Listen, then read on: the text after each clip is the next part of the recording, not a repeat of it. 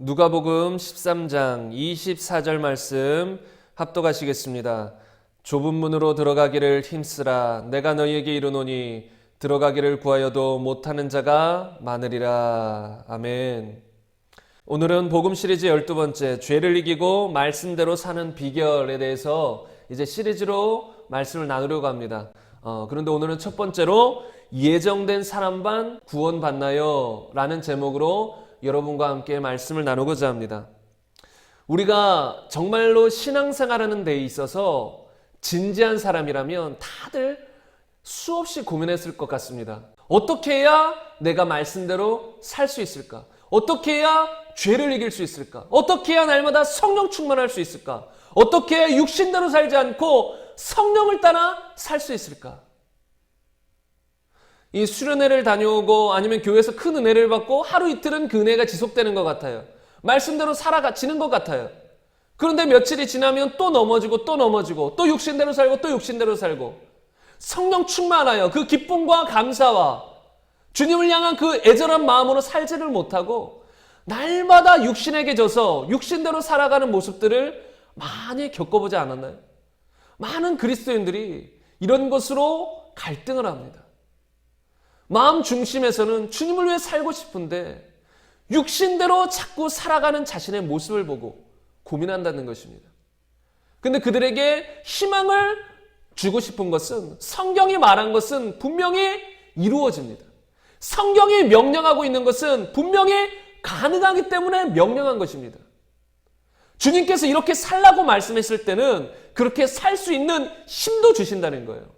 그렇게 살 수 있도록 우리를 이끌어 주신다는 것입니다. 만약에 주님이 불가능한 일을 우리에게 명하신다면, 그리고 그것으로 인하여 우리를 심판하신다면 어찌 그것이 공의로운 심판이 될 수 있겠습니까? 주님은 우리에게 불가능한 것을 명령하지 않으세요. 주님 우리에게 항상 가능한 것을 명령하세요. 그래서 우리는 죄를 이길 수 있고 말씀대로 살아갈 수 있다는 것입니다. 그런데 우리가 하나님의 말씀대로 살아가기 위해서는 이런 바른 생각을 가지고 있어야 돼요. 바른 믿음, 바른 생각을 가지고 있어야 주님의 말씀대로 살아갈 수 있습니다. 이제 다음 시간이나 혹은 다다음 시간에 말씀드리겠지만 예수님은 분명히 사람이세요. 원래 하나님이시지만 완전한 사람으로 오셔서 그분이 하나님 말씀대로 살고 승리하셨다면 우리는 그분을 본받아 그분의 뒤를 따라 갈 수 있어요. 다시 말하면 우리도 예수님처럼 죄를 이기고 승리하는 삶을 살아갈 수 있다는 거예요. 그런데 이런 생각을 가지고 있지 않다면, 만약에 우리가 말씀대로 살아갈 수 있다, 예수님처럼 그렇게 살아갈 수 있다 라는 생각과 믿음이 우리 안에 없다면 어찌 우리가 죄를 이기고 승리하는 삶을 살아갈 수 있겠냐는 말입니다.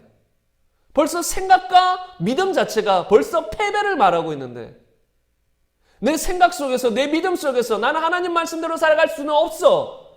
때때로 하나님 말씀에 순종할 수는 있지만 어떻게 하나님 말씀을 다 지킬 수 있어? 인간이 되어서 어떻게 하나님 말씀대로 온전히 살아갈 수 있어? 어떻게 사람이 살아가면서 죄를 안 짓고 살 수 있어? 이런 생각과 믿음을 가지고 있으면서 어떻게 우리가 하나님 말씀대로 살아갈 수 있겠냐는 말입니다. 다시 말하면 우리의 가치관, 우리의 생각, 우리의 모든 것이 하나님의 진리로 바뀌어버려야 돼요. 진리에 근거한 생각, 진리에 근거한 믿음이 되어야만 주의 말씀대로 살아갈 수 있는 것입니다.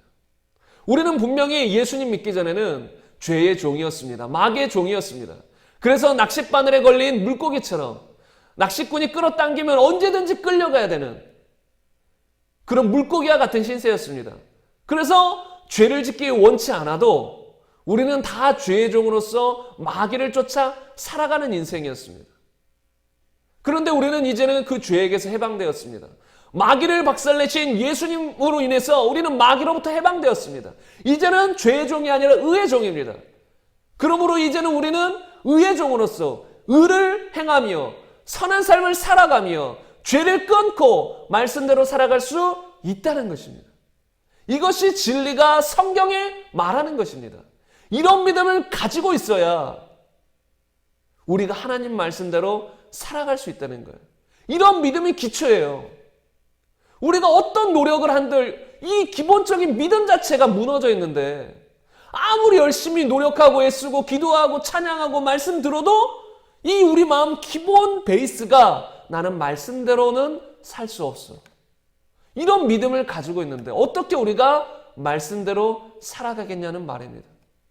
예전에 들은 이야기인데 어떤 장로님의 이 자녀가 큰 은혜를 수련회였는지 뭐 어떤 교회 집회였는지 잘은 모르겠지만 어떤 큰 은혜를 받고 와서 이제 아버지, 장로님인 아버지에게 이렇게 말을 했다고 합니다. 아버지, 저 이제부터는 말씀대로 살 것입니다. 이제는 성령을 따라 하나님 말씀대로 살 것입니다. 이런 식으로 그 아버지께 이 은혜를 나눴나 봐요. 그런데 그 아버지의 반응이 무엇인지 아세요?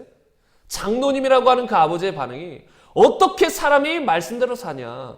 너 어디 갔다 왔냐? 너 이단 집회 참석하지 않았냐? 이렇게 말하더라는 것입니다. 여러분 잘 생각해 보세요. 여러분의 자녀나 여러분의 가족 중에 누군가가 나 이제 하나님 말씀대로 살 거야. 나 이제 하나님 말씀대로 살기로 결정했어. 결단했어. 나를 위해 중보해줘. 나를 위해 기도해줘. 날마다 성령 충만하게. 육신을 죽이고 성령을 따라 살아갈 수 있도록 나를 위해 기도해주고 나를 붙들어줘. 이렇게 여러분의 가족 중에 한 명이 여러분에게 말했다면 여러분은 어떻게 반응하시겠습니까? 저라면 너무나도 하나님께 감사할 것 같습니다. 너무나도 하나님께 감사하여 헌금을 드리지는 못할 망정, 주님께 감사를 드리지는 못할 망정, 너 어디서 그런 이야기 들었어? 어떻게 사람이 말씀대로 살아? 사람은 넘어질 수도 있고 죄를 지을 수도 있는 거야. 그게 사람이야. 여러분 이렇게 반응한다는 것이 어찌 성경적이냐는 말입니다. 하나님의 영을 받은 사람은 그런 이야기를 들었을 때 얼마나 기뻐해요. 그렇게 살아보자. 설령 넘어질 때가 있을지라도 바로 일어나서 우리는 그렇게 살아보자. 예수님처럼 살아보자. 성령님이 도와주신다. 주님의 말씀이 우리를 이끌어 가실 것이다. 그렇게 살아보자 하고 일어나고 또 그렇게 나아가야 되는 것이지. 아예 마음 기본 자세가 아예 말씀대로는 살 수 없어. 이런 마음을 가지고 있는데 어떻게 하나님 말씀대로 살아가겠냐는 말입니다. 여러분 정말로 이것이 안타까운 것입니다. 너무나도 안타까운 것이에요. 너무 애절해요. 왜 이런 마음이, 왜 이런 생각이 기독교 안에 뿌리를 받고 있는지. 저도 어릴 때부터 심심찮게 그런 이야기 들어봤어요. 사람은 말씀대로는 살 수 없다. 사람은 넘어질 수밖에 없다. 그래서 찬양 중에서도 그런 찬양도 있잖아요. 오늘도 넘어집니다. 주님 연약해서 나는 오늘도 넘어집니다. 여러분 저는 그런 찬양이 이 한편으로는 이해되는 부분도 있지만 그런 찬양이 우리 성도들의 신앙을 갉아먹는다고 생각해요. 왜냐하면 스스로 합리화하게 만드는 거예요. 주님, 전 연약합니다. 오늘도 넘어집니다. 그러면서 주님 앞에 나옵니다. 주님 앞에 나온 건 감사해요. 넘어질 때 연약해서 넘어지고 주님 앞에 나오는 건 당연한 것이죠.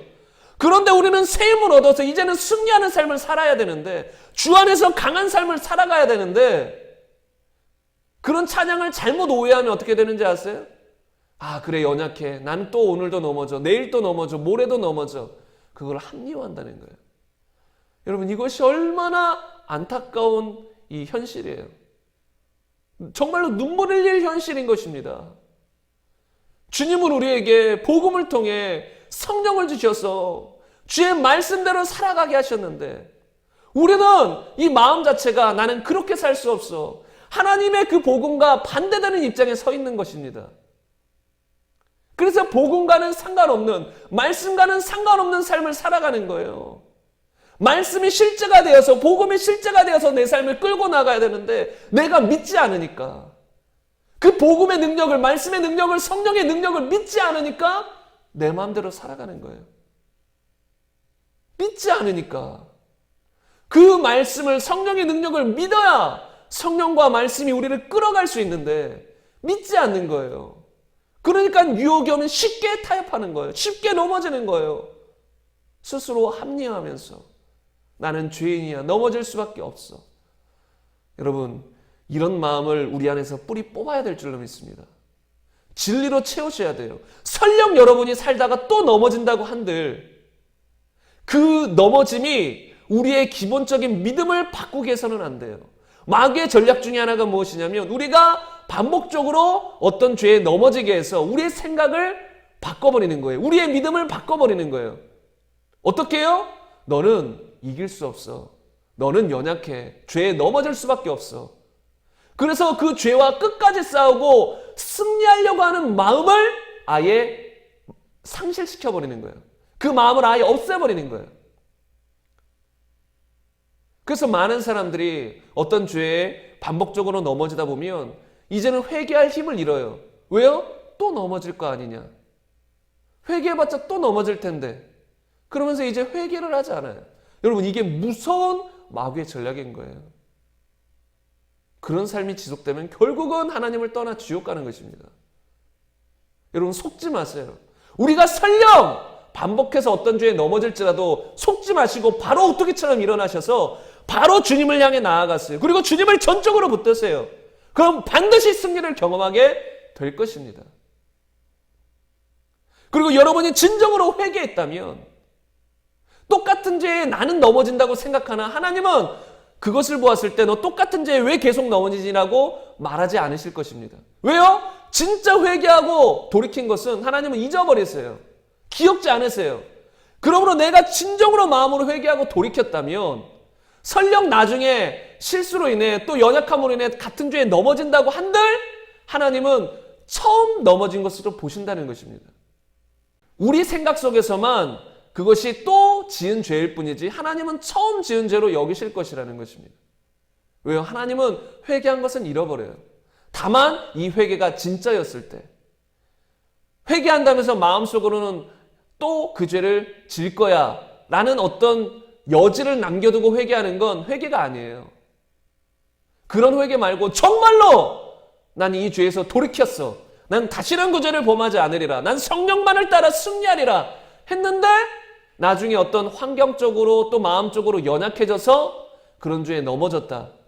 그것은 반복적인 죄라고 볼 수는 없습니다. 또 연약해서 넘어진 것이니까. 그러나 우리 기억 속에서는 그게 반복적인 것이지요. 그러므로 우리가 이제 생각하기에 어떤 특별한 반복적인 죄가 있다면 우리는 개인적으로 그 죄를 위해서 더 기도해야 됩니다. 왜요? 반복적으로 넘어지니까 내 생각 속에서는 내가 나의 연약함을 알잖아요. 그러니까 어떤 연약한 부분이 있으면 그것을 위해 더 기도하고 더 그 부분에 깨어 있어야 돼요. 그 부분에 넘어지지 않도록. 그러면서 하나님을 전적으로 의지하는 거예요. 그러면 반드시 승리를 경험하게 될 것입니다. 우리는 이렇게 기본적으로 나의 생각 속에서 이 믿음 속에서 승리를 경험해야만 삶 속에서 실제 승리가 따라오는 것입니다. 그래서 우리가 이 생각과 가치관을 성경적으로 바꿔야 될 필요성이 있어요. 이것이 첫 번째입니다. 그래야 승리할 수 있다는 것입니다. 그런데 우리의 생각 속에서, 우리의 믿음 속에서 우리가 승리하지 못하도록 가로막는 이 교리 중에 하나 또는 이론 중에 하나가 무엇인지 아십니까? 자유의지에 대한 이론입니다. 또는 예종론에 대한 이론이에요. 이 기독교 신앙에 있어서 이 예종론, 자유의지가 너무나도 지대한 영향을 끼쳐요. 예종론이 무엇이냐면 하나님께서 구원받을 자와 버림받을 자를 일방적으로 정해 놓으셨다는 것이에요. 예종론을 주장하는, 특히 장로교 사람들이 이것을 많이 주장하는데, 예종론을 주장하는 사람들은 하나님의 전적인 은혜를 강조해요. 그러니까 하나님의 은혜를 강조하려다 보니까 너무나도 엇나가 버린 거예요. 안타까운 거예요. 하나님의 은혜를 전적으로 강조하는 것은 좋으나 그것이 너무나도 극단적으로 치달아서 하나님이 일방적으로 정해놓으셨다는 거예요. 그러니까 모든 사람은 태어날 때부터 그 운명이 정해진 거예요. 운명론인 거예요. 태어날 때부터 너는 지옥 갈 사람, 너는 천국 갈 사람. 하나님이 정해놓으셨다는 거예요. 인간의 노력과 인간의 선택 이런 것은 아무 의미 없다는 거예요. 그래서 교회 용어 사전에 보면 이 예종론에 대해서 이렇게 표현을 하고 있습니다. 예종론은 근본적으로 구원의 선택이 인간의 조건과 자격에 의해서가 아니라 전적으로 하나님의 은혜에 따른 것이라는 입장을 취한다. 구원이 하나님의 은혜로 말미암은 것이라는 그것은 성경적인 진리예요. 그런데 여기서 이 사람들이 주장하고 싶은 것은 무엇이냐면 하나님의 전적인 은혜를 너무나도 강조하고 싶기 때문에 인간의 선택, 인간의 자유의지를 무시해버리는 거예요. 그러니까 우리의 자유의지 선택도 하나님의 은혜에 따라 그냥 움직이는 것이에요. 하나님이 은혜를 부어주시고 선택했으면 우리가 자유의지를 발동해서 주님을 믿게 된다는 거예요. 근데 그건 자유의지가 아니지요. 자유의지라는 것은 무엇이냐면 우리가 결정할 수 있는 거예요. 무엇을 판단하고 받아들이거나 거부하는 것이 자유의지예요. 그런데 하나님의 은혜가 있으면, 하나님이 선택하셨으면 무조건적으로 어떤 사람이 예수님을 받아들이고 믿고 천국 간다? 그리고 어떤 사람은 예수님을 믿고 천국 가고 싶어도, 그런 마음이 들어도 하나님이 선택하지 않으셨으면 천국 못 간다. 물론 하나님이 선택하지 않으셨으면 아예 그런 마음 자체도 들지 않을 것이다 라고 말할 수도 있겠지만, 이게 결론적으로 예종론이라는 것은 하나님이 일방적으로 정하신 거예요. 하나님이 일방적으로 정하셨다는 것입니다. 그래서 이런 이 예종론을 칼빈의 이중 예언론이라고 하는데, 교회 용어사전에서 보면 이렇게 나와 있습니다. 그는, 곧 칼빈은 예종론을 무서운 교리로 인정하면서 인류는 동일한 운명을 가지도록 창조되지 않았고 태어나기 전부터 어떤 자는 영생에 어떤 자는 영멸에 각각 예정되었다고 설명했다. 즉 하나님이 구원과 멸망을 각각 예정하셨다는 선택과 유기의 이중 예정설 또는 무조건적 예정설을 강조하였다. 인류는 태어날 때부터 동일한 운명을 가지고 태어난 게 아니다. 태어날 때부터 하나님이 선택한 사람과 하나님이 유기한 사람, 곧 버린 사람이 정해져 있었다는 것이에요. 그러니까 우리가 구원을 받는 건 전적인 하나님의 선택이고 전적인 하나님의 은혜다. 이렇게 말하는 거예요. 그들은 자부심 있죠. 구원은 하나님의 은혜다. 이 말로. 근데 이것이 얼마나 성경을 모르고 하는 말인지를 우리가 알아야 돼요. 여러분, 이 예정설이 자유의지를 아예 무시해버리고 그냥 하나님이 예정했다, 하나님이 일방적으로 예정했다는 이 말이 기독교 안에 들어와서 얼마나 기독교를 무너뜨리는지 아십니까?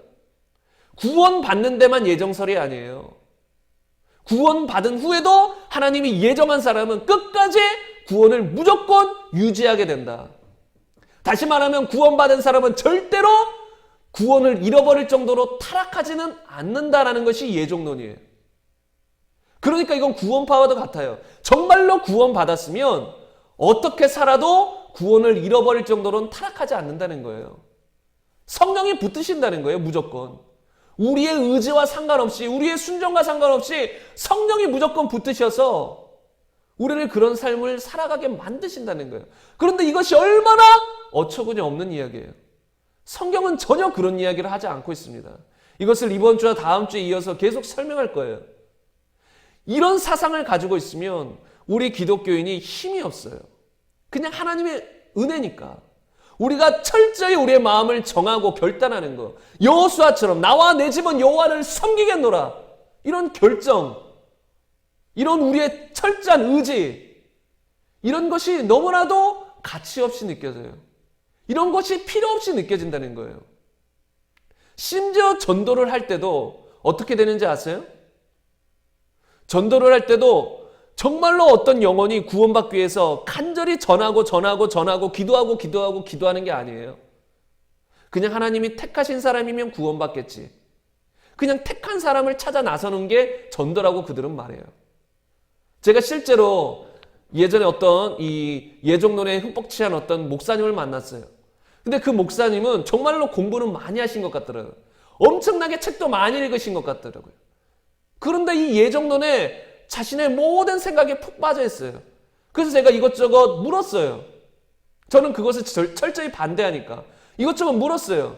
근데 그 물은 것 중에 하나가 전도에 관한 것이었어요. 그런데 그 목사님의 견해는 그거예요. 우리가 전도하는 것도 하나님이 택한 사람들을 찾는 것이다. 그러니까 우리가 전도할 때 안 믿으면 그 사람은 하나님이 택한 사람이 아니라는 거예요. 믿으면 하나님이 택한 사람이라는 거예요. 그러니까 전도하는데 정말로 눈물과 애절함으로 전도할 필요도 없는 거예요.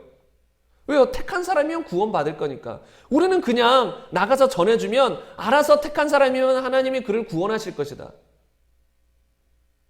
여러분, 성경은 어디서도 이렇게 말하지 않습니다. 그럼 사도 바울은 성경에서 왜 그렇게 애절하게 사람들을 찾아다니면서 또 안식일마다 회당에서 강론하면서 사람들에게 권면하고 설득하고 예수님 믿으라고 왜 그렇게 권면하고 설득하고 노력했습니까? 그렇게 할 필요가 없는 거예요. 만약에 예종론이면 그냥 한두 마디 전해주고 그들이 구원받을 사람이면 알아서 구원받겠지. 심지어 이런 생각도 들 수 있습니다. 하나님이 정해진 사람은 구원받을 거니까 굳이 우리가 전도하지 않아도 알아서 구원받을 거야. 이 극단적으로 나아가면 그런 생각까지 가능하다는 것이에요. 근데 여러분, 이런 예종론이 우리의 생각을 어떻게 무너뜨리냐면 하나님의 전적인 은혜니까 우리가 그 하나님의 은혜에 반응하며 순종하며 우리의 자유의지를 가지고 결단하는 그것이 설 곳이 없는 거예요. 근데 이런 생각을 가지고 있으면 제대로 된 신앙생활을 할 수 있을까요? 없을까요? 못해요. 왜? 하나님이 하시니까. 하나님이 다 하시니까. 하나님이 예정하신 대로 다 끌려 나가는 것이니까. 우리 인간편에서 어떤 노력이나 어떤 힘씀이 중요치 않다는 것이에요. 근데 여러분, 우리가 신앙생활을 해나가는 데 있어서 구원뿐만 아니라 신앙생활 해나감에 있어서 우리의 의지와 결단이 얼마나 중요한지 아십니까? 하나님의 은혜가 전제가 되고 하나님의 은혜가 절대적으로 중요하지만 그 은혜에 반응하는 우리의 의지도 너무나 중요한데 이 예종론을 믿는 사람은 그것을 가볍게 여겨요. 그런 것을 무시해버려요. 그러니까 제대로 신앙생활을 할 수도 없는 거예요. 큰 오류가 있다는 거예요. 그래서 구원받을 수 있는 많은 사람들이 구원 못 받는 거예요. 이런 헛된 구원론을 믿고 있기 때문에, 예종론을 믿고 있기 때문에. 그래서 정말 이 예종론이 허구라는 것을, 그리고 우리는 정말로 자유의지가 있는 인격적인 존재라는 것을 알고 신앙생활을 해야 됩니다. 이게 성경이 말하는 진리입니다. 그러면 첫 번째로 이것부터 여러분에게 말씀드리고 싶습니다. 그것이 무엇이냐면 하나님은 우리를 자유의지가 있는 인간으로 창조하셨다. 다시 말하면 로봇으로 만들지 않으셨다는 거예요. 여러분, 아담과 하와가 선악과를 따먹었지요. 근데 하나님은 분명히 명하셨습니다. 선악과를 따먹지 말라고. 따먹으면 정령 죽으리라. 경고의 말씀까지 하셨어요. 그래서 아담과 하와가 그 말씀을 듣고 선악과를 따먹지 않았었습니다. 다른 나무의 실과들은 다 따먹었지만 선악과는 따먹지 않았어요. 그런데 이 뱀이 나타나서 하와를 유혹하자 하와가 생각하는 거예요. 그 선악과를 보고 생각하니까 정말로 먹음직스러운 거예요. 정말로 탐스러운 거예요. 그런 생각이 들어오자 어떤 결정을 했죠? 저거를 따먹어야지. 스스로 자유의지를 가지고 그런 걸 선택하고 결정했다는 것입니다. 그래서 결국은 그걸 따먹고 죄를 범하게 된 것입니다. 여러분, 하나님은 우리에게 자유의지를 주셨어요. 이것은 명백한 사실이에요. 하나님 우리를 로봇으로 만들지 않으셨어요. 만약에 로봇으로 만들었다면 그 누구도 타락하지 않았을 것입니다. 사랑이신 하나님이, 우리 모두가 구원받기를 원하시는 하나님이 만약에 우리를 로봇으로 만들어 놓고 타락하도록 입력해놨다면 그분이 어찌 사랑의 하나님이십니까? 사랑의 하나님이 아니라는 거예요. 그런데 우리가 믿는 하나님은 철저히 사랑 그 자체세요. 그분은 우리를 로봇으로 만들지 않으셨어요. 자유의지를 가진 인격적인 존재로 만드셨습니다. 여러분, 우리가 동물과 다른 것이 무엇인가요? 똑같은 육체를 가지고 있습니다. 동물도 느낍니다. 그러나 우리가 가지고 있는 이런 인격을 가지고 있지는 않아요. 이렇게 우리처럼 생각하고 느끼고 이런 의지를 발동하는 도덕적인, 양심적인, 인격적인 존재가 동물은 아니라는 것입니다. 오직 인간만, 하나님의 형상과 모양대로 지은 인간만 그런 인격을 가지고 있습니다. 그런데 그 인격 안에 핵심적으로 들어있는 게 무엇일까요? 자유의지입니다. 만약에 자유의지가 없다면 인격이 무슨 소용이에요? 그냥 로봇인데, 하나님이 결정한 대로 그냥 따라가는 것뿐인데, 하나님이 결정한 대로 그냥 프로그램돼서 따라갈 수밖에 없는 건데 무슨 인격이에요? 그런데 하나님은 우리를 인격적인 존재, 자유의지가 있는 존재로 만들었다는 것입니다. 하나님은 우리를 로봇으로 만들지 않으셨고 우리를 사랑하셔서 서로 교제하기를 원하셔서 자유의지가 있는 정말로 고귀한 존재로 만드셨다는 걸 알아야 돼요. 하나님의 형상과 모양대로 지으셨어요. 우리를 그냥 동물 정도의 수준으로 지은 게 아니에요. 로봇 정도의 수준으로 지은 게 아니에요. 너무나도 고귀하고 귀한 하나님의 형상과 같은 존재로 지은 것입니다. 그게 우리의 인간이에요. 너무나도 하나님 우리를 사랑하셔서 귀하게 지음받았어요. 여기서부터 우리는 알고 가야 돼요. 하나님은 우리를 그냥 죄악 속에 버려둔 게 아니십니다. 죄에 빠져서 죄인이 되라고 하신 게 아니에요. 만약에 하나님께서 우리에게 자유의지를 주시고 무조건 죄를 지을 수밖에 없도록 만드셨다면 여러분 그게 자유의지일까요? 다시 설명드리겠습니다. 자유의지라는 것은 우리가 선을 선택할 수도 있고 악을 선택할 수도 있는 거예요. 하나님을 선택할 수도 있고 하나님을 버리는 것을, 하나님의 말씀을 어기는 것을 선택할 수도 있어요. 아담처럼 무조건 선악과를 따먹는 선택을 할 필요가 없는 거예요. 그 자유의지를 가지고 아담과 하와는 선악과를 따먹었지만 선악과를 따먹지 않을 수도 있었다는 것입니다. 여기서 오해하면 안 돼요. 여러분, 천사가 자유의지가 있을까요, 없을까요? 성경에 그런 것에 대해서 구체적으로 나와 있지 않지만 천사가 타락해서 마귀가 되었다는 그 이야기만 들으면 충분히 천사들도 자유의지가 있는 존재라는 것을 알 수 있습니다. 자유의지가 없었다면 어떻게 천사들이 타락할 수 있었겠습니까? 어떻게 루시퍼를 따라 이 수많은 천사들이 타락할 수 있었겠습니까? 그들도 자유의지가 있었던 거예요. 그들도 스스로 마음을 높이고 낮추고 교만하고 겸손하고 하나님을 선택하고 하나님을 버리고 이 모든 것을 선택할 수 있었다는 거예요. 자유의지가 있는 존재라는 거예요. 그런데 잘 보세요. 루시퍼와 그를 따르는 수많은 천사들이 타락했지만 하나님을 배반했지만 반대로 그 이상의 수많은 천사들이 하나님을 배반했어요? 배반하지 않았어요? 배반하지 않았어요. 수많은 천사들은 여전히 하나님을 섬기고 있습니다. 여전히 하나님을 따르고 있습니다. 하나님을 배반할 수 있는 자유의지가 있음에도 불구하고 하나님을 따르고 있습니다. 그러니까 이런 것으로 여러분 스스로 합리화하며 하나님을 원망하지 마십시오.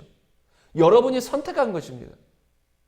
하나님이 우리가 죄에 빠지도록 우리를 설계해 놓은 것이 아니에요. 그러면 그것도 자유의지가 아니죠. 그것도 로봇이죠. 죄에 빠지도록 설계된 로봇. 하나님은 우리를 그런 존재로 만드시지 않으셨습니다. 우리는 스스로 선택할 수 있는 존재라는 것입니다. 그렇다면 우리가 이렇게 스스로 선택할 수 있는 자유의지가 있는 존재로 하나님께서 만드셨다. 이것을 기본으로 깔고 이제 계속해서 말씀을 전하겠습니다. 그렇다면 우리는 이제 하나님이 우리를 자유의지가 있는 존재로 창조하셨다는 것을 배웠습니다. 그것이 성경적인 진리입니다. 그럼 우리가 더 나아가서 이런 질문을 여러분에게 던지고 싶습니다. 하나님이 원하시면 무조건 구원 받을까요? 다시 말하면 하나님이 예정하셨으면 무조건 구원 받을까? 또는 하나님이 원하시면 무조건 구원 받을까요? 잘 생각해 보세요. 하나님은 전지전능하세요. 하나님은 불가능한 일이 없습니다. 그런 하나님이 원하세요. 그럼 무조건 구원을 받을 것인가? 여러분 잘 생각해 보셔야 돼요. 이게 예종론이 말하는 거예요. 하나님이 원하시면 무조건 구원받는다. 다시 말하면 하나님이 선택하셨으면 무조건 구원받는다. 그게 예종론의 그 핵심적인 이야기예요. 여러분은 어떻게 생각하세요? 하나님이 원하시면, 그 능력이 많으신 하나님이 원하시면 누구든지 무조건적으로 구원하실 수 있다. 여러분은 어떻게 생각하십니까? 이것을 여러분에게 나누기 위해서 먼저 하나님의 뜻에 대해서 알고자 합니다.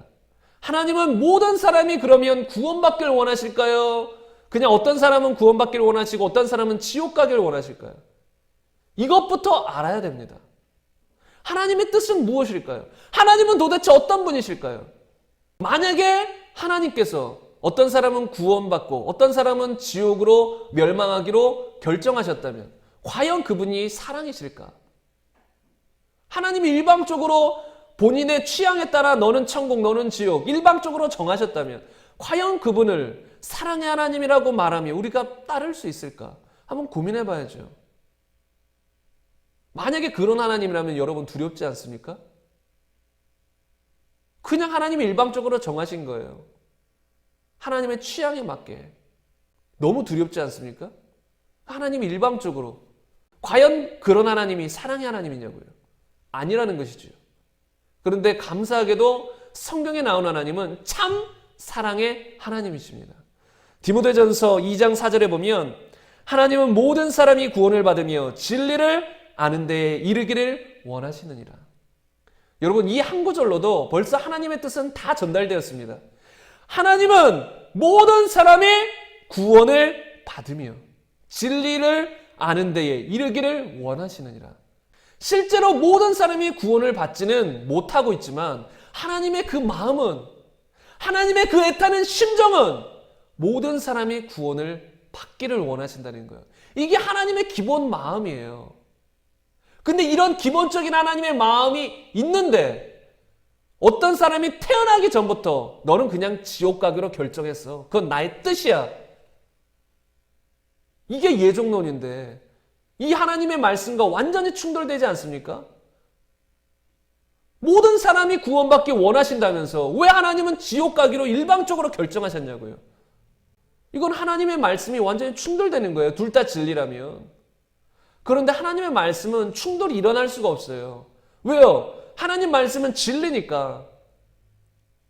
진리니까 모든 성경 말씀은 다 조화가 되는 것이지 충돌이 일어날 수가 없습니다. 충돌이 일어났다면 둘 중에 하나가 틀렸거나 둘 다 틀렸거나. 하나님의 말씀은 충돌이 일어날 수가 없고 다 조화가 됩니다. 어떤 성경 구절은 이쪽 면을 말했으면 다른 성경 구절은 이쪽 면을 말할 수 있고 그것을 붙여보니까 딱 들어맞고 이게 성경이에요. 절대로 분리될 수 없고 충돌이 일어날 수가 없다는 것입니다. 그런데 성경 말씀은 분명히 말합니다. 모든 사람이 구원받기를 하나님은 원하신다. 그런데 예종론은 말합니다. 하나님은 태어나기 전부터 천국 갈 사람, 지옥 갈 사람을 일방적으로 정하셨다. 그래서 구원은 전적인 하나님의 은혜이며 인간의 어떤 선택도 중요치 않다. 하나님이 선택하셨으면 그는 무조건 구원받게 돼 있고 하나님이 버리셨으면 무조건 그는 지옥 가게 돼 있다. 여러분, 만약에 여러분이 지옥 가는 사람의 입장이라고 생각해 보세요. 하나님이 여러분이 태어나기 전부터 너는 지옥 가 결정했다고 생각해 보세요. 인생이 끔찍하지 않습니까? 너무 두렵지 않습니까? 여러분, 이런 예종론이 이 하나님은 모든 사람이 구원받기를 원하신다는 이 말씀과 조화가 되냐고요. 어떻게 조화를 시켜보려고 해도 조화가 되지 않습니다. 왜요? 그 예종론은 사람의 머리에서 나온 것이에요. 잘못됐다는 거예요. 진리가 아니라는 것입니다. 에스겔서 33장 11절에 보면 너는 그들에게 말하라. 주 여호와의 말씀이니라. 나의 삶을 두고 맹세하노니. 하나님께서 자신의 삶을 두고까지 맹세하실 정도로 지금 확실하게 어떤 말씀을 전하고자 하십니다. 그게 무엇이에요? 나는 악인이 죽는 것을 기뻐하지 아니하고 악인이 그 길에서 돌이켜 떠나 사는 것을 기뻐하노라. 이스라엘 족속아 돌이키고 돌이키라. 너희 악한 길에서 떠나라. 어찌 죽고자 하느냐 하셨다 하라. 여러분, 하나님께서 자신의 삶을 두고 너무나도 강력하게 말씀하시는 것이 무엇인지 아십니까? 하나님, 나는 악인이 멸망하는 것을 전혀 기뻐하지 않는다. 악인이 돌이켜서 사는 것을 기뻐한다. 다시 말하면 하나님은 그 어떤 사람도 심지어 그가 극악무도한 죄인이라고 할지라도 그가 멸망하는 것을 원치 않으세요. 다시 말하면 단 한 명도 지옥 가는 것을 원하지 않으세요. 기뻐하지 않으세요. 극악무도한 죄인이라고 할지라도 사도 바울처럼 하나님의 그 성도들을 그렇게 핍박하던 극악무도한 죄인이었을지라도 회개하고 돌이켜서 주의 종으로 사용하기를 원하신다는 것입니다. 그게 하나님이세요. 그걸 기뻐하시는 분이세요. 그게 하나님의 마음이에요. 그게 하나님의 사랑이십니다. 그래서 에스겔서 18장 23절에도 주 여호와의 말씀이니라. 사람의 말이 아니라 사람의 교리가 아니라 주 여호와의 말씀이니라.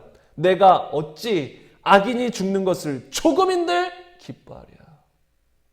여러분, 사람들은 어떤 악인들이 죽는 것을 보고 기뻐합니다. 뉴스에도 보세요. 어떤 악인들이 나옵니다. 이 죄인들이 나옵니다. 끔찍한 죄를 범한 사람들이 나옵니다. 그럼 댓글들이 뭐 어떻게 나와요? 그냥 죽어라. 네가 어찌 사람이냐. 사람이 되어보세요. 어떻게 그렇게 하냐. 다 대부분의 사람들이 이런 댓글을 달아요. 그 댓글들은 일반적인 사람들의, 지금 현 시대 사람들의 마음과 생각을 말해주는 것인데, 그들은 그 극악무도한 죄인이 무조건 망하기를 원하고 무조건 죽기를 원하고 그냥 그들을 비난하는 데만 멈춰 있는 거예요. 그냥 비난하는 것 뿐이에요. 그냥 망하기를 원하는 거예요. 그냥 정죄하는 거예요. 그런데 하나님은 그렇지 않으세요. 물론 그들이 지은 죄는 정말로 끔찍한 것이고 그에 따른 이 죄의 값을 치러야 되겠지만 근본적으로 하나님은 그들이 멸망하기는 원치 않으시는 거예요. 여러분, 우리 사람들의 사랑과는 비교할 수 없을 정도로 하나님은 깊은 사랑이 있으신 분이세요. 그런 극악무도한 죄인일지라도 그들이 회개하고 돌이키기를 원하시는 거예요. 그런 악인이 멸망하는 것을 세상 사람들은 기뻐해요. 좋아해요. 어떤 악한 사람이 잘못돼요. 그럼 기뻐하지 않아요? 야, 잘됐다.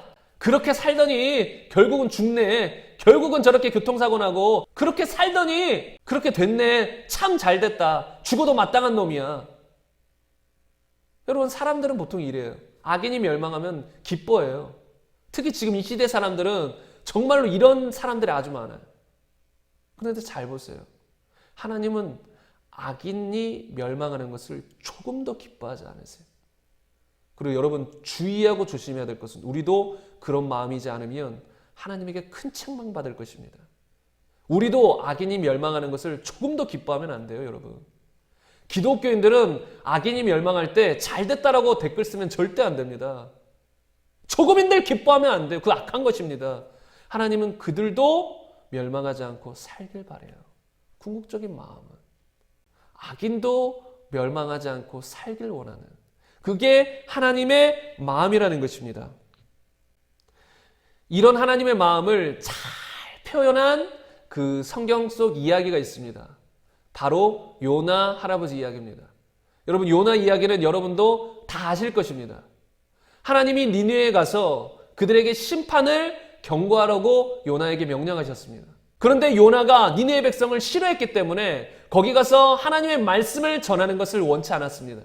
왜냐고요? 만약에 이 말씀을 전했는데 그들이 회개하고 돌이킨다면 하나님은 그들에게 임할 심판을 거두실 것을 요나는 알았다는 것입니다. 하나님이 인자하시고 자비로우신 것을 요나는 알았어요.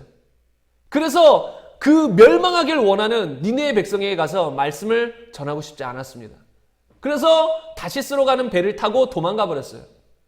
그때 큰 풍랑이 일어나서 결국은 큰 물고기에게 잡아먹혀서 그 물고기 뱃속에서 밤낮 고생하다가 회개하고 결국은 다시 니느웨로 가게 됩니다.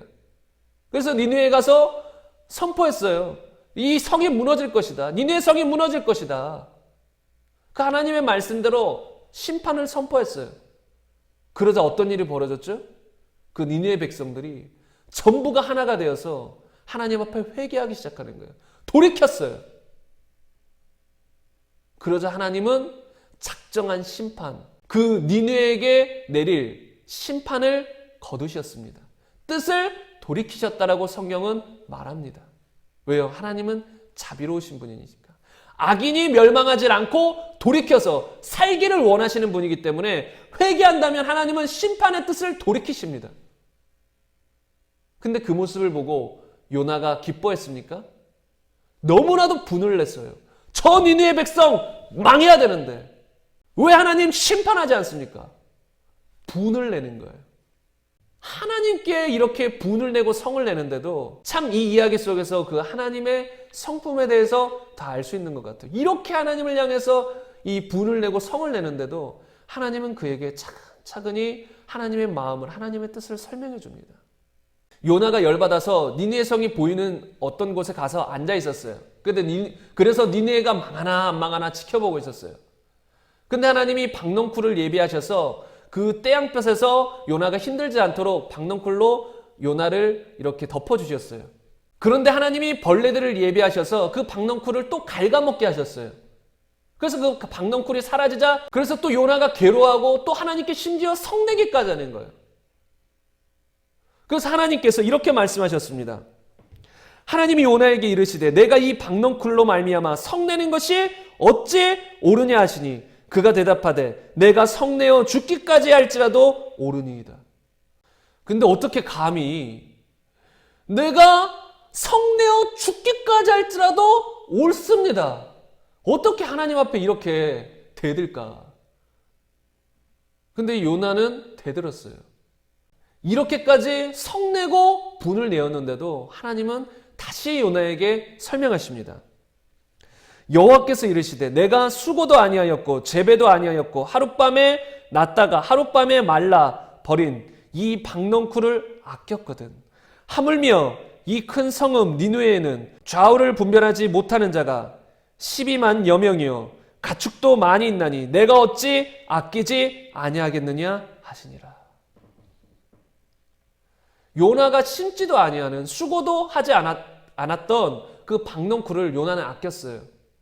그런데 하물며 하나님이 창조하신 사람들 그리고 가축들까지 그렇게 많이 있는데 하나님께서 그 니느웨 백성을 아끼지 아니하겠느냐. 여러분 이게 하나님의 그 마음이에요.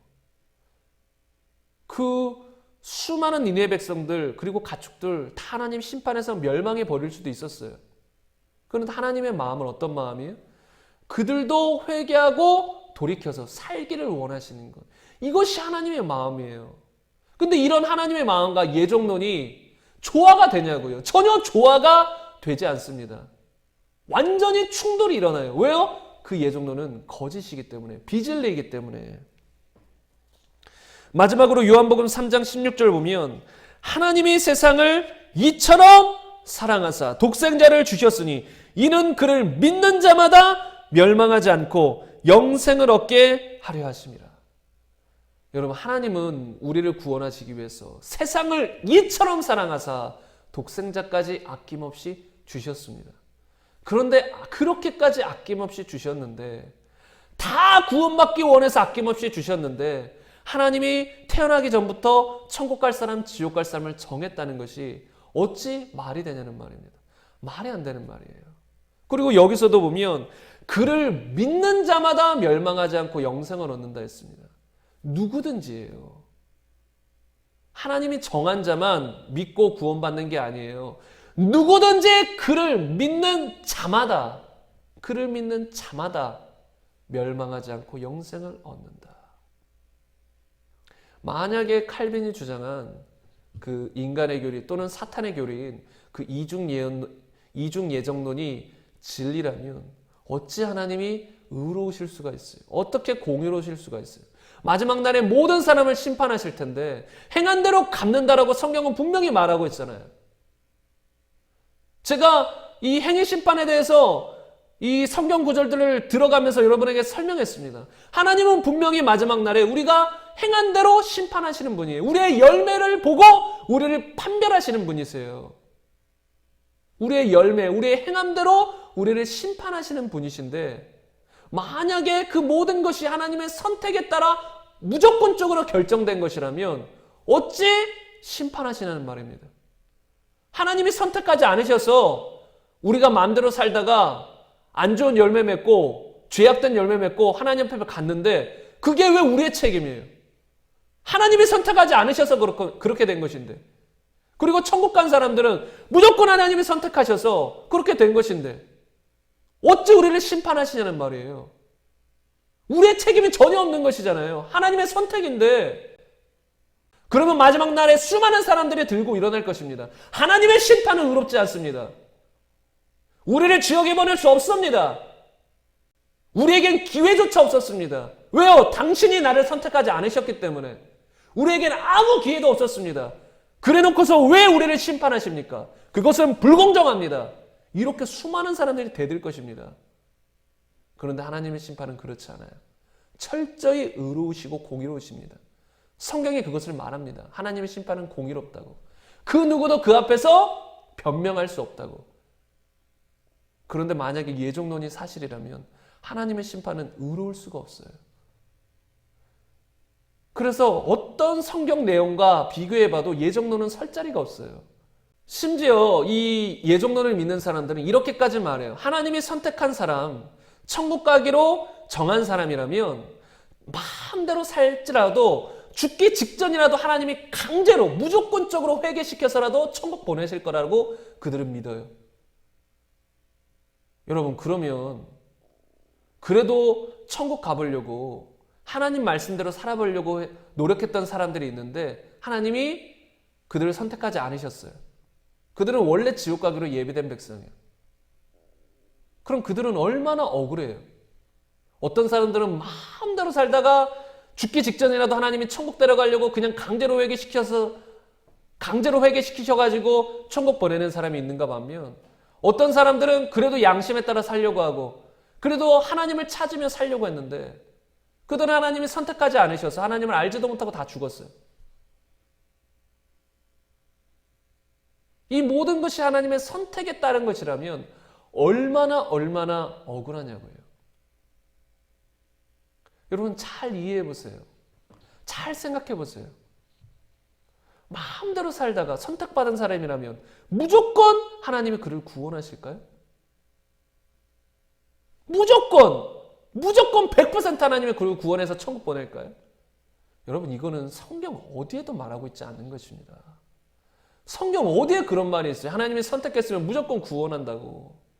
항상 우리의 반응을 요구하시지. 주 예수를 믿으라. 그것부터가 우리의 반응을 요구하시는 거예요. 믿으라라는 반응, 받아들이라는 반응, 영접하는 자, 곧 그 이름을 믿는 자들에게는 영접하는 거 우리의 반응인 거예요. 우리가 거부할 수도 있고 받아들일 수도 있는 것입니다. 하나님은 우리에게 자유의지를 주셨어요. 우리에게는 자유의지가 있는데 자유의지가 있는 우리를 어찌 강제적으로 예수님 믿게 해서 천국 보낼 수가 있겠냐는 말입니다. 잘 보세요. 하나님은 전지전능하시고 능력이 충만하신 분이시지만 그 능력을 스스로 제한하시는 분이세요. 어떤 부분에서요? 자유의지의 부분에서. 잘 이해하셔야 돼요. 하나님은 능력이 있으시지만 그 능력을 우리 자유의지를 바꿔버려서 로봇처럼 입력시켜서 무조건 예수님을 믿게 만드는데 사용하시지는 않는다는 거예요. 그게 이 땅을 만드신 하나님의 원리세요. 그 원리는 지켜져야 돼요. 그리고 하나님은 무조건 그 원리를 지키세요. 만약에 하나님께서 우리의 자유의지를 바꿔서 무조건 믿게 만드시겠다고 결정하셨다면 아담과 하와 때부터 그렇게 하셨을 거예요. 이해가 안 갔어요? 만약에 하나님께서 우리의 자유의지를 침해하셔서 무조건적으로 우리가 하나님을 믿고 따르게 하시고자 하셨다면, 다시 말하면 하나님의 능력으로 무조건 우리를 로봇처럼 하나님을 따르게 하고자 하셨다면 아담과 하와 때 했어야 됩니다. 우리가 타락하지 않도록. 그런데 하나님은 그렇게 인류를 만든 게 아니에요. 우리가 스스로 결정하고 판단하고 하나님을 선택할 수도 있고 마귀를 선택할 수 있고 곧 죄를 선택할 수도 있고 이것을 우리가 결정하도록 만드셨어요. 다시 말하면 하나님의 원리, 하나님의 질서 안에는 인간에게는 자유의지를 주었다가 들어있는 것입니다. 자유의지를 주었다는 그 하나님의 원리 안에서는 나는 자유의지를 침해하지는 않는다라는 하나님의 뜻이 들어있는 것이에요. 우리에게 자유의지를 주셨다는 것은 나는 그 자유의지를 침해하지는 않겠다라는 것입니다. 만약에 자유의지를 주셔놓고 하나님이 원할 때마다 자유의지를 침해한다면 그거는 아무 의미가 없는 거 아닙니까? 넌 자유의지가 있어. 너가 나를 선택할 수도 있고 나를 저버릴 수도 있어. 너는 나를 사랑할 수도 있고 나를 사랑하지 않을 수도 있어. 이렇게 자유의지를 주셨으면서 어느 순간 갑자기 넌 날 사랑해. 넌 나를 믿어야 돼. 이렇게 자유의지를 강제적으로 바꿔버리신다면 그게 말이 되느냐는 말이에요. 그렇지 않다는 것입니다. 하나님은 우리의 자유의지를 침해하지 않는다는 거예요. 그게 하나님의 결정이세요. 그게 성경에 나와 있는 이 내용입니다. 다시 말하면 하나님이 무조건적으로 어떤 사람은 구원하고 무조건적으로 어떤 사람은 지옥에 보낸다는 것은 말이 안 된다는 소리예요. 왜요? 하나님은 자유의지를 침해하지 않으시기 때문에. 그런데 잘 보세요. 하나님은 모든 사람이 구원받기를 원하신다고 했습니다. 이게 하나님의 뜻이라고 했습니다. 악인도 멸망하지 않는 것이 하나님의 뜻이라고 했습니다. 그러면 모든 사람이 구원받아야 되는 것 아닙니까? 아니, 모든 사람이 구원받기를 원하신다는데 왜 모든 사람이 구원을 안 받냐고요. 예정론이 사실이라면, 하나님의 주권에 따라 무조건적으로 구원받을 수 있다면, 하나님이 무조건적으로 구원시킬 수 있다면 하나님의 뜻이, 그런데 모든 사람이 구원받는 것이 하나님의 뜻인데 그럼 모든 인류가 구원받는 것이 당연한 것 아닙니까? 그런데 성경은 무엇이라 말합니까? 구원받는 사람이 적다라고 말합니다. 누가복음 13장 23절 이하에 보면 어떤 사람이 여짜오되 주여 구원받는 자가 적으니까 그들에게 이르시되 좁은 문으로 들어가기를 힘쓰라. 내가 너희에게 이르노니 들어가기를 구하여도 못하는 자가 많으리라. 저번 주에 나눈 말씀입니다. 천국에 들어가는 자가 적으니까, 구원받는 자가 적으니까 예수님의 대답이 무엇입니까? 좁은 문으로 들어가기를 힘쓰라. 천국에 들어가기를 구하여도 들어가지 못하는 자가 조금 있으리라? 아닙니다. 많으리라. 구원받는 사람이 적다라는 것이에요. 그러니까 힘쓰라는 것입니다. 만약에 무조건적으로 구원받을 수 있다면 힘쓰라는 표현이 아무 의미 없어요. 인간의 편에서 힘써서 할 필요가 없다는 것입니다. 그리고 모든 영혼이 구원받아야 되는데 분명히 예수님은 구원받는 자가 적다라고 말씀하십니다. 모든 사람이 구원받기를 원하시는데 실상 구원받는 사람은 적다는 것이에요. 왜요? 자유의지가 있어서 그래요. 많은 사람들이 하나님을 믿기를 거부하는 거예요. 하나님의 은혜를 부어주려고 해도 계속 거부해버리는 거예요. 그러니까 구원을 못 받는다는 것입니다. 이게 성경이 말하는 진리예요. 그래서 마태복음 7장 22절에도 보면 그날에 적은 사람이 아닌 많은 사람이 나더러 이르되 주여 주여 우리가 주의 이름으로 귀신을 쫓아내고 선지자 노릇하고. 그런데 그들을 향해서 예수님 뭐라 말씀하십니까? 내가 너희를 도무지 알지 못하니 불법을 행하는 자들아 내게서 떠나가라 하리라. 그날에 많은 사람이 주님 앞에 오는데 주님이 다 거절해 버리세요. 구원받는 자가 많아요, 적어요? 적다라는 것입니다. 예정론이 진짜라면 모든 사람이 구원받아야 돼요. 왜요? 하나님은 모든 사람이 구원받기를 원하시기 때문에. 그리고 이렇게 힘쓰라, 좁은 문으로 들어가기를 힘쓰라라는 예수님의 명령은 아무 의미가 없는 말씀이 돼버리는 것입니다. 여러분, 그러나 예정론이 말하는 이런 말들은 다 거짓이에요. 다시 말하면 우리는 철저히 자유의지가 있는 존재라는 것을 여러분이 알아야 돼요. 그리고 그 자유의지를 하나님은 침해하지 않습니다. 요한복음 5장 40절에 보면 그러나 너희가 영생을 얻기 위하여 내게 오기를 원하지 아니하는도다. 여러분, 하나님은 모든 사람이 영생을 얻기 위해서 예수님께로 나오기를 원하세요? 안 원하세요? 원하신다라고 분명히 말하고 계세요. 그런데 예수님은 또 이렇게 말씀하세요. 너희가 영생을 얻기 위하여 나에게 오기를 원하지 아니하는도다. 그들이 자유의지를 가지고 원하지 않는다는 거예요. 예수님께 나아가기를 원하지 않는다는 거예요. 그래서 마태복음 23장 37절에는 이렇게 예수님이 탄식하셨습니다. 예루살렘아 예루살렘아 선지자들을 죽이고 내게 파송된 자들을 돌로 치는 자여 암탉이 그 새끼를 날개 아래에 모음같이 내가 내 자녀를 모으려 한 일이 몇 번이더냐. 그러나 너희가 원하지 아니하였도다. 여기서는 암탉이 자기 새끼를 모으려 함같이 그 예루살렘 사람들을, 그 유대인들을 모으려고 한 일이 몇 번이더냐. 하나님께서 선지자들을 보내셔서 계속해서 그 사람들을, 이스라엘 백성들을 모으려고 하셨다는 거예요. 나에게 돌아오라, 나에게 돌아오라, 나를 믿으라, 나를 믿으라, 나를 믿고 참 생명을 얻으라. 회개하라 돌이키라, 회개하라 돌이키라. 얼마나 많은 선지자들이 그들에게 가서 선포했냐고요. 얼마나 하나님이 그 선지자들을 보내서 그 예루살렘 백성들을 품으려고 했냐고요. 그런데 예수님이 분명히 말씀하시잖아요. 그렇게 품으려 했건만 너희가 원하지 아니하였도다. 너희가 원하지 아니하였도다. 그들이 자유의지를 가지고 예수님을, 하나님을 거부했다는 것입니다. 그런데 예정론이 사실이라면 하나님이 원하셨으니까 그들의 생각을 강제로 바꿔버려서, 의지를 강제로 바꿔버려서 구원시켜버리면 되는 것 아니에요. 근데 하나님은 그러시지 않는다는 거예요. 그렇게 애타게 찾고 찾지만, 품으려고 하고 품으려고 했지만 그들이 원하지 않으면 내버려 둘 수밖에 없다는 것입니다. 만약에 하나님이 우리의 자유의지를 침해하셔서 강제로 우리를 구원시키거나 버릴 수 있다면 여러분, 이 예수님의 말씀이 한마디로 쇼가 되는 거예요. 쇼. 잘 들으세요. 진짜 쇼인 거예요. 잘 들어보세요. 이거 진짜 쉬운 거예요. 만약에 주님께서 우리를 무조건적으로 우리의 의지를 바꾸셔가지고 구원시킬 수 있는데, 그렇게 하실 수 있는 분이 선지자들을 보내서 예루살렘 백성들을 자꾸 모으려고 했는데 그들이 거부했어요.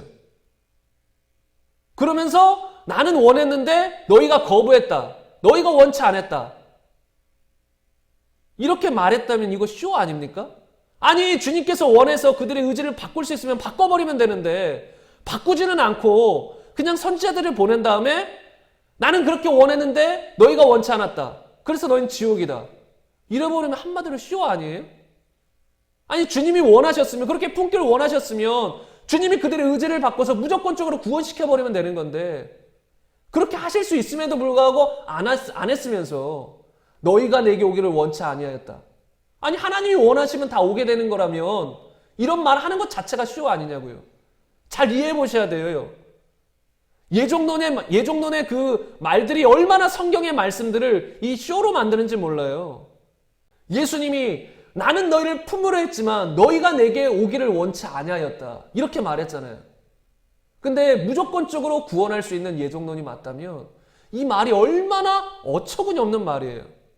아니, 하나님이 원하셨으면 무조건적으로 그들을 품으시고 무조건적으로 그들의 생각을 바꿔서 예수님께 오게 할 수 있는데 그렇게 하지 않고서 그냥 나는 품으려 했지만 너희가 원치 않았다.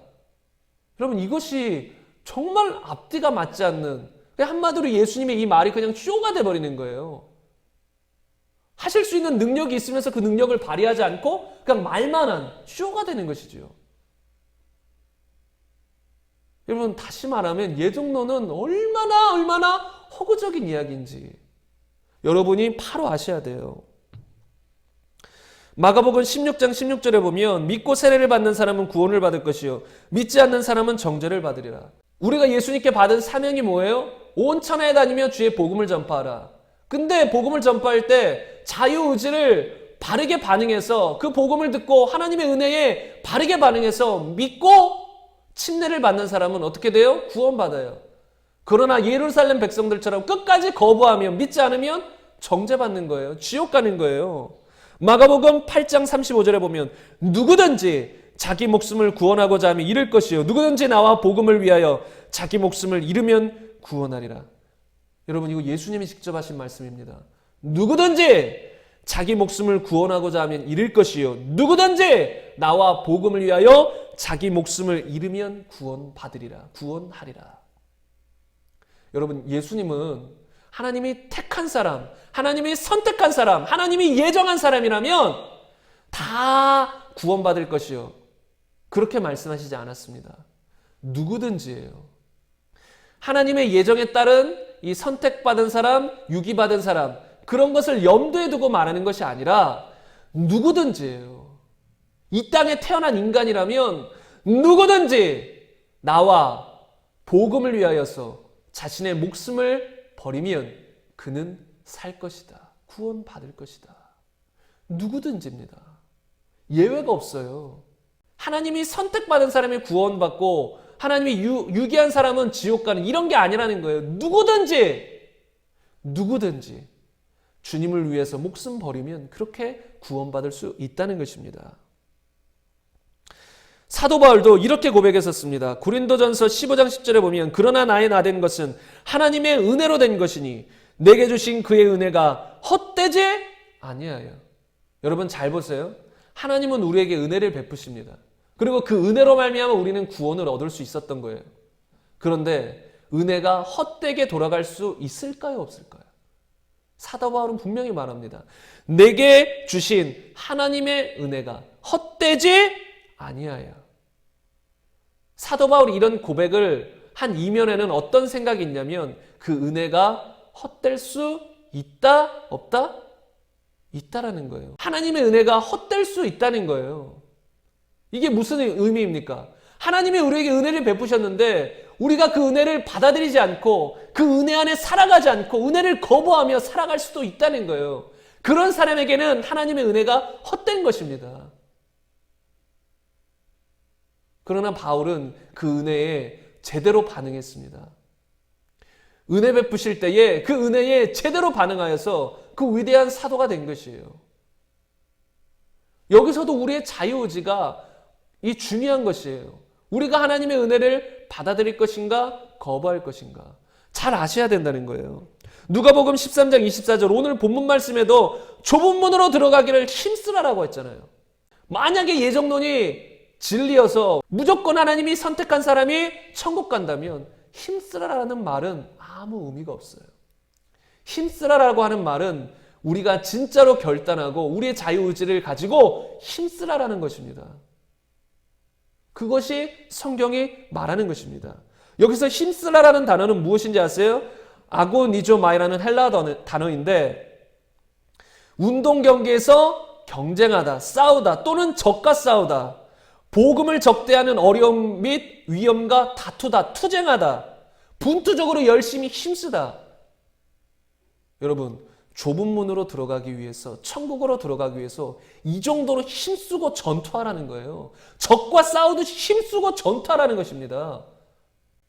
이렇게 성경은 우리에게 힘쓰라, 천국에 들어가기 위해서 전투적으로 싸우라라고 말하는데 예정론은 무엇이라고 말해요? 무조건적으로 하나님의 선택을 말하면서 우리가 하나님의 은혜에 제대로 반응하는 것을 아예 무시해버리잖아요. 그것이 얼마나 비성경적이며 얼마나 이 한국교회를 무너뜨리는 구원파적인 생각이냐는 말입니다. 여러분 잘 아셔야 돼요. 이것에 대해 아까도 말씀드렸지만 사도행전 18장 4절에 보면 사도 바울은 안식일마다 회당에서 강론하고 유대인과 헬라인을 권면했다고 했어요. 세번역과 연대의 성경에서는 이 권면을 설득이라고 표현했어요. 다시 말하면 안식일마다 하루만 가고 끝난 게 아니에요. 하루 갔다가 복음 전하니까 사람들이 안 받아들여서 그냥 휙 돌아선 게 아니에요. 안식일마다 가서 유대인과 헬라인을 권면했다는 거예요. 그들을 설득했다는 거예요. 단지 사람의 지혜로 설득한 건 아니에요. 성령의 능력으로 그 예수님의 십자가로 그들을 권면하고 설득했다는 것입니다. 만약에 예정론이 사실이라면 이렇게 할 필요가 없었다는 것입니다. 그러나 사도 바울은 그런 예정론이라는 생각 자체가 없었어요. 누구든지 마음을 돌이켜서 회개하면 구원받는다는 것을 알았습니다. 요나도 그것을 원치 않았지만 그것을 알았어요. 니느웨 백성이 멸망하길 원했지만 니느웨 백성이 회개하면 하나님이 그들을 심판하지 않을 것을, 그들을 구원하실 것을 요나는 알았어요. 성경의 저자들은, 그리고 또 성경에 나온 하나님의 종들은 그 하나님을 다 알았어요. 회개하면 다 살려주실 것을, 회개하면 구원할 것을 알았어요. 그래서 믿지 않는 자들을 애타게 찾아다니면서 계속해서 복음을 전파하며 그들을 권면했다는 것입니다. 이 롤랜드 벙 목사님이라는 어떤 목사님이 쓰신 책에 보면 이런 이야기가 나옵니다. 정말로 우리에게 통찰력을 주는 이야기여서 여러분과 잠깐 나누고 싶은데요. 이제 많은 사람들이 가족의 구원이나 친척의 구원이나 어떤 지인의 구원을 위해서 기도를 합니다. 그런데 많은 경우 그런 응답들이 즉각 이루어지지가 않아요. 내가 기도하면 바로 이루어지면 좋겠는데 어떤 경우는 한 달, 1년, 10년 아니면 죽기까지 응답을 보거나 보지 못하는 경우들도 있어요. 그런데 여러분 잘 보세요. 우리가 주님 안에 거하고 주님의 말씀이 우리 안에 거해서 믿음으로 구하는 모든 것은 하나님이 분명히 반드시 응답을 하신다라고 했습니까? 응답을 안 할 수도 있다라고 했습니까? 무조건 하신다고 했어요. 우리가 주님 안에 있고 주님의 말씀이 우리 안에 있으면 무엇이든지 응답하신다 했습니다. 믿음으로 구한 것은 받은 줄로 믿으라. 그리하면 그대로 된다. 때때로 안 된다 이런 말 없었습니다. 무조건 된다라 했습니다. 그런데 여러분 잘 보세요. 많은 그리스도인들이 주를 위해 살면서 주님 안에 거하고 또 주의 말씀을 품고 살아가면서 가족의 구원을, 친척의 구원을 위해서 애쓰면서 기도합니다. 눈물 흘려 기도해요. 근데 그것이 하나님의 마음에 합할까요? 합하지 않을까요? 100% 합하지요. 하나님의 마음과 완전히 들어맞지요. 그렇다면 하나님이 그 기도에 응답할까요? 응답하지 않을까요? 100% 응답하지요. 무조건 응답하지요. 그런데 문제는 하나님은 무조건 응답하시는데 왜 현실은 그렇게 보이지 않을까요? 왜 현실은 내 기도 응답이 되지 않는 것처럼 보일까요? 그 답을 이 롤랜드 복 목사님이 책에서 소개하고 있는데 그것이 무엇이냐면 하나님께서 우리가 이 구원을 위해서 가족이나 친척, 지인들의 구원을 위해서 기도할 때에 하나님은 그 즉시 응답하신다는 거예요. 하나님은 우리의 기도를 들으시고 하나님의 마음이 합하시기 때문에 그 즉시 응답하신다는 거예요. 그 즉시 주님의 천사들을 파송하신다는 거예요. 그래서 그 예수님을 믿지 않는 영혼이 구원받을 수 있도록 천사들이 계속해서 옆에서 돕는다는 거예요. 하나님이 생각나게 만들고 또 하나님을 믿을 수 있도록 환경을 만들어 나간다는 거예요. 마귀의 공격들을 제거해 나간다는 거예요. 그런데 문제는 무엇이냐면 거기까지가 하나님의 응답이라는 것입니다. 다시 말하면 하나님이 무조건적으로 그 영혼의 생각과 의지를 바꿔서 구원받게 하지는 않는다는 거예요. 천군 천사들을 보내셔서 또 주의 사람들을 보내셔서 그가 복음을 듣게 하고 그가 하나님을 믿게 하도록 도와주신다는 것입니다. 환경을 만들어 주신다는 거예요. 그런데 이때 그 사람이 그런 하나님의 은혜에 옳게 반응해서 하나님을 받아들이면, 믿으면 그는 구원받는 것이고, 이렇게 하나님이 역사하시고 도우시고 계신데도 끝까지 거부하면, 이스라엘 백성들처럼 끝까지 거부하면 그는 결국은 지옥 간다는 것이에요. 그런데 하나님 입장에서는 벌써 그 사람의 기도에 응답을 하셨어요? 안 하셨어요? 응답을 하신 거예요. 어떻게 해요? 계속 주님 역사하시잖아요. 그 영혼이 구원받을 수 있도록. 언제까지? 그 기도가 멈추지 않는 한 그가 죽을 때까지 하나님은 역사하실 것입니다. 그러나 그가 죽을 때까지 그렇게 하나님이 역사하시는데도 불구하고 하나님을 받아들이지 않는다면 그는 결국 지옥 가는 거예요. 그런데 하나님 응답하신 거예요. 그 영혼을 구원해달라는 그 기도에 하나님 응답하신 것입니다. 온갖 수단을 동원해서 응답하신 거예요. 다만 하나님은 그 예종론이 말하는 것처럼 무조건적으로 그 영혼을 구원하시지는 않는다는 것입니다.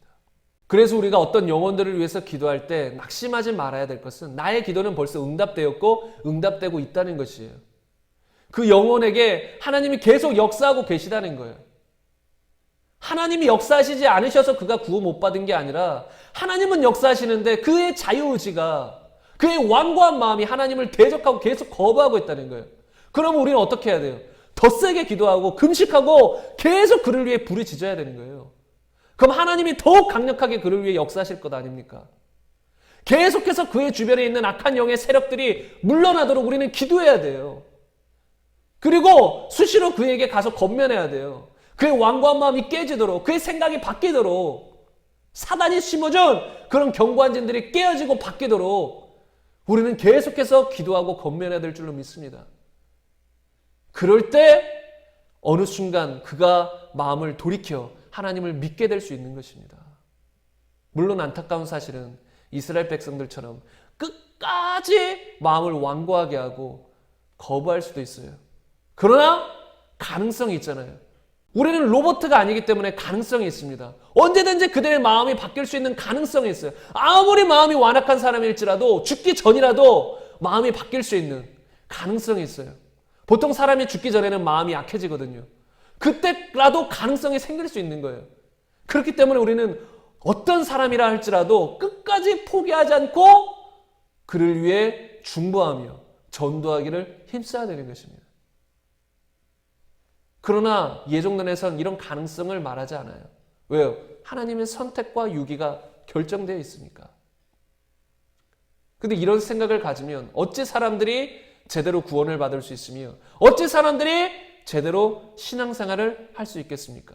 다음 주에 말하겠지만 구원받은 것뿐만 아니라 구원받은 후의 삶도 우리가 성령을 따라 살아가야 되는 것입니다. 무조건적으로 하나님을 끌고 가는 게 아니에요. 송아지 끌고 가듯이, 양을 끌고 가듯이 끌고 가는 게 아닙니다.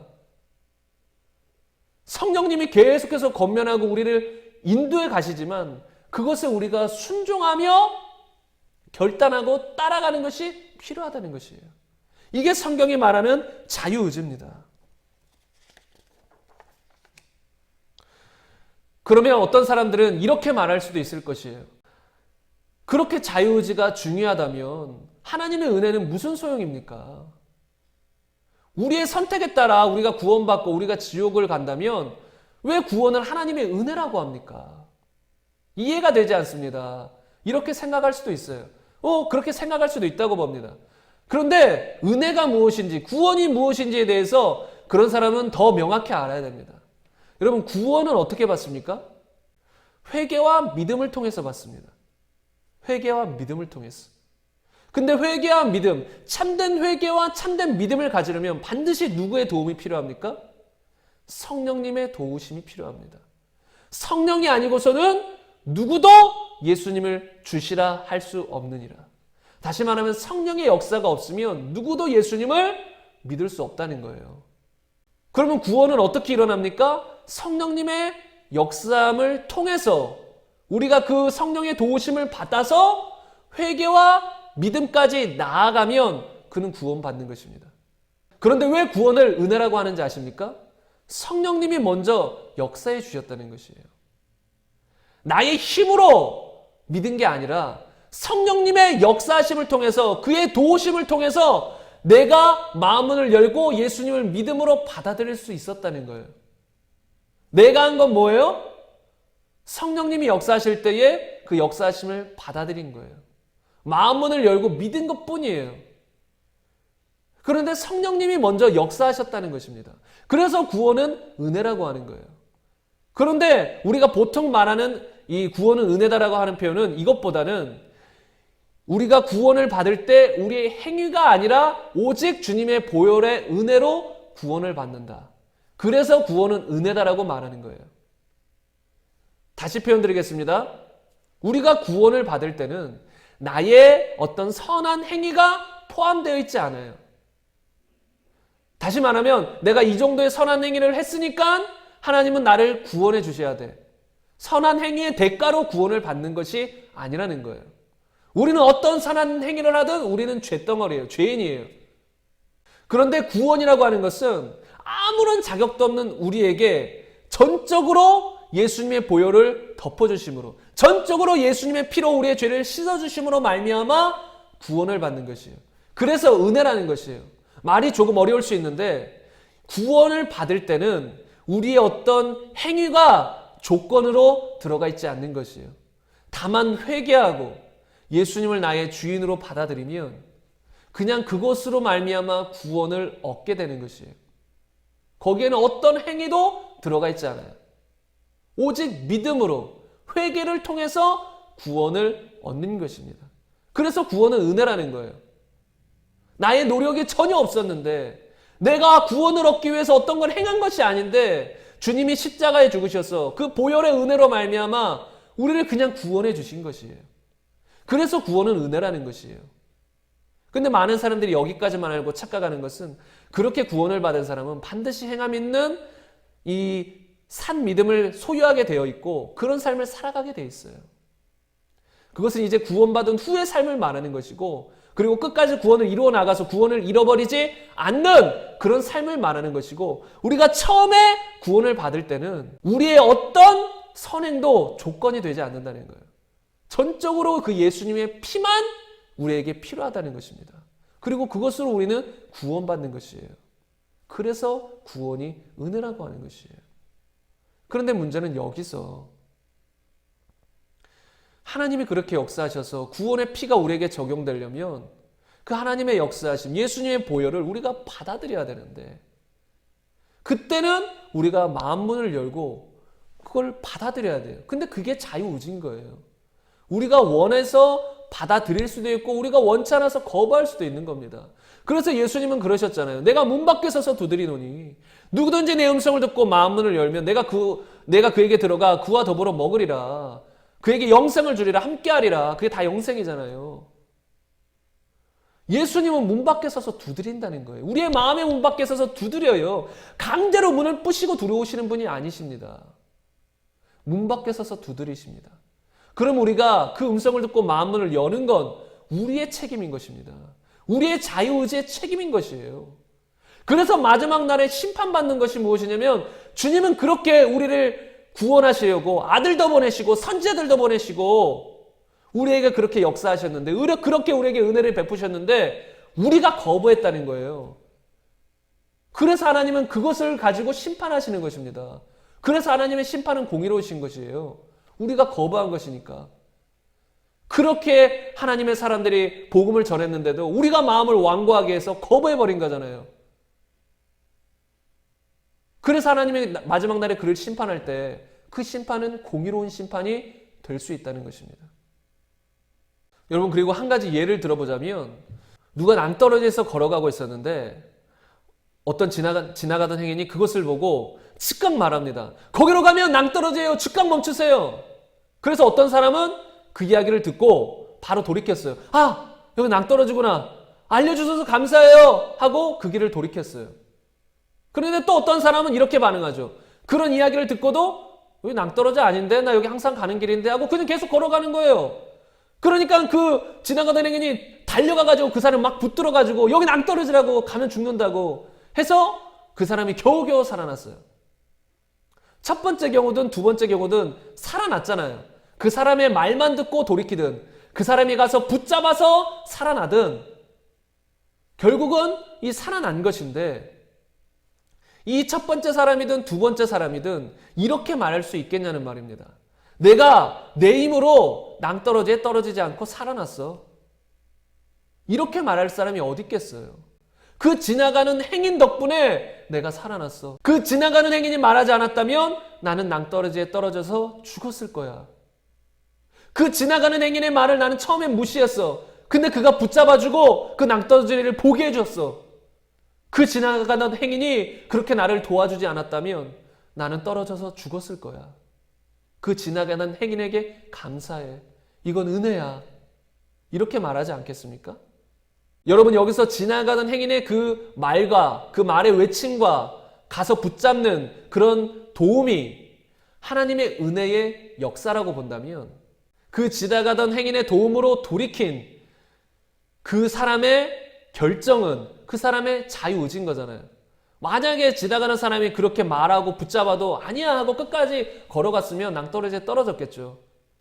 근데 그 사람이 그 자유의지를 발동해서 돌이킨 거잖아요. 마음을 바꾼 거잖아요. 그 길로 걸어가기를 돌이킨 거잖아요. 그렇다고 그 사람이 이건 나의 의지로 돌이킨 거야. 이건 나의 의지야. 내 힘으로 돌이킨 거야. 이건 은혜가 아니야. 이렇게 말하지는 않는다는 거예요. 전적인 이건 은혜야. 그 지나가는 행인의 은혜야. 정말로 감사해. 고마워. 구원도 마찬가지라는 거예요. 우리가 하나님의 은혜에 적절히 반응을 했지만 그것이 나의 의가 되는 건 아니에요. 그걸로 구원받는 게 아니에요. 그냥 그 도우심을, 그 은혜를 그냥 받아들인 것뿐이에요. 그래서 구원은 은혜라는 것입니다. 착각하지 마세요. 우리의 자유의지를 무시하는 은혜가 아니에요. 우리는 자유의지를 가지고 그 은혜를 적절하게 올바로 받아들여야 돼요. 올바른 반응이 필요하다는 것입니다. 마지막으로 보면 교회 용어사전에 보면 자유의지를 이런 식으로 표현해 놨더라고요.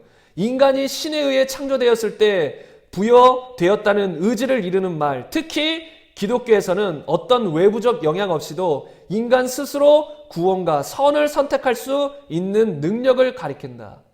근데 이거 잘못 설명한 거예요. 기독교에서 말하는 자유의지는 이런 게 아니에요. 인간 어떤 외부적 영향 없이도 인간 스스로 구원과 선을 선택할 수 있다는 자유의지, 이런 자유의지를 지금 말하는 게 아니에요.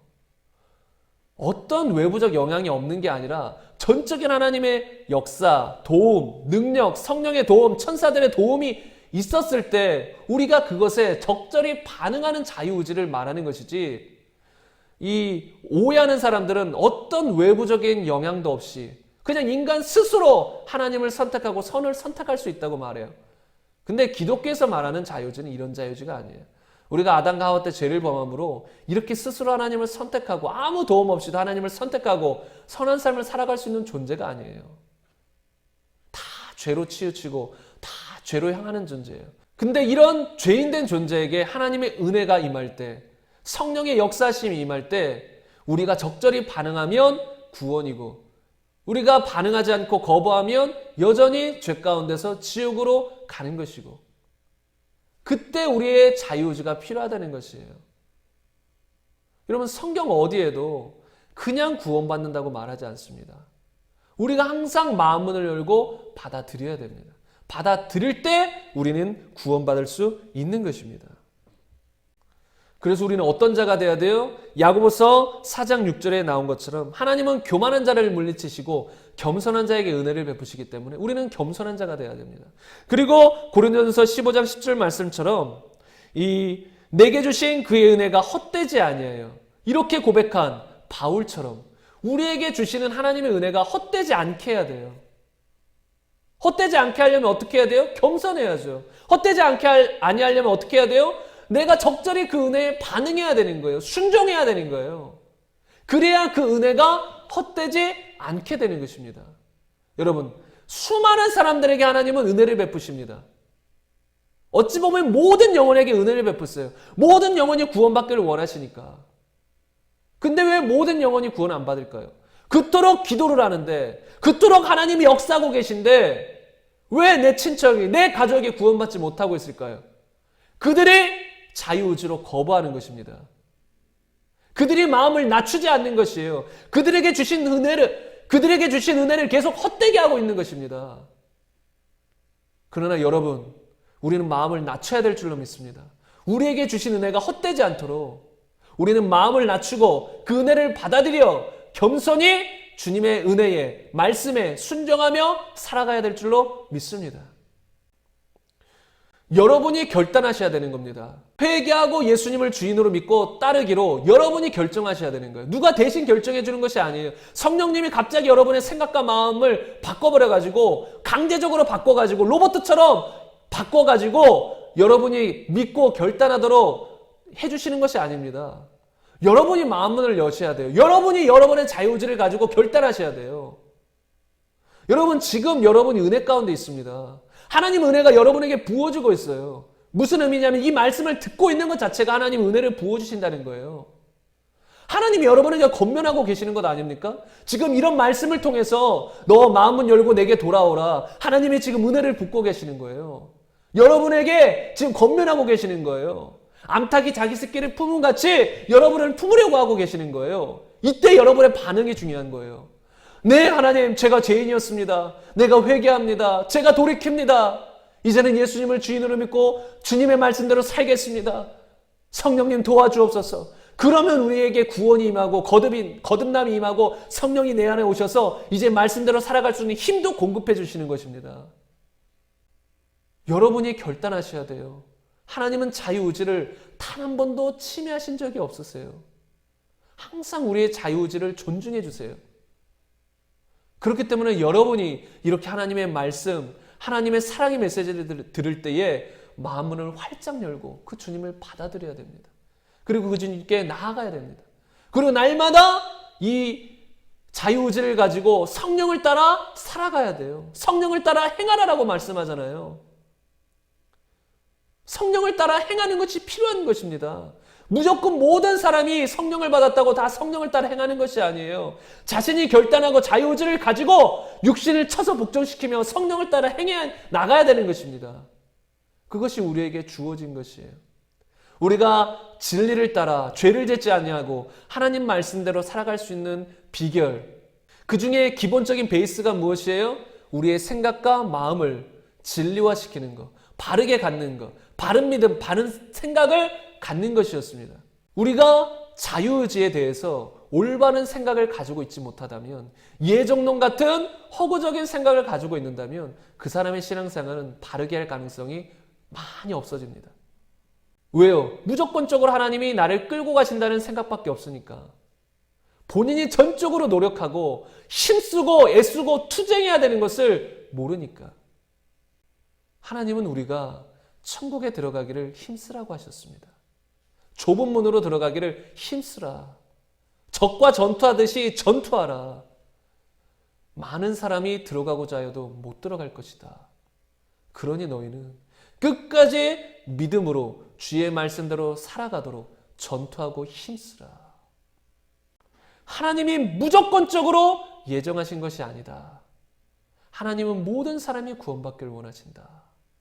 그러니 너희가 마음문을 열고 그분을 받아들이라. 너희의 자유의지가 중요하다. 여러분, 간절히 예수님의 이름으로 권면합니다.